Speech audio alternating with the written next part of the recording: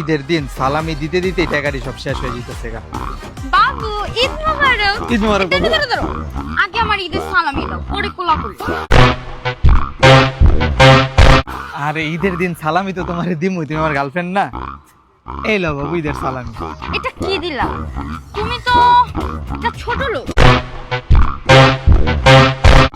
এটা কোনো ঈদ সালামি হলো? এটা হবে না? আচ্ছা আচ্ছা দিতেছি। এই লো তোমারে আরো 2টা দিলাম। তুমি তো আস্তে একটা ছোট লোক।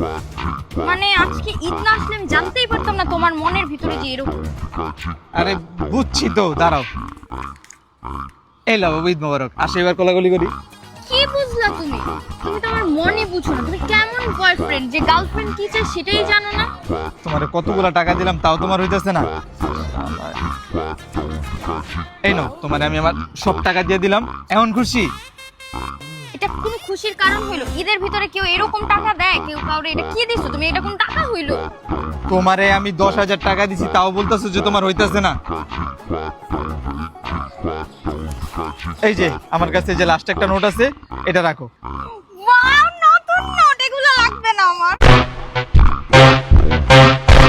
থ্যাংক ইউ, তুমি অনেক ভালো। কত সুন্দর একটা টাকা। আমি অনেক খুশি হয়েছি, আমি অনেক হ্যাপি। এরকমই তো চাইতেছিলাম।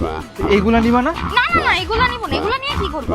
ঈদের ভিতরে কেউ কাউকে পুরান টাকা দেয়? তুমি এই পুরান টাকাগুলো দিয়ে আমার হাতটাই ময়লা করে ফেলছো। এই যে এটা নতুন নোট, কত সুন্দর কালারটা দেখছো, আমার কাছে অনেক ভালো লাগছে।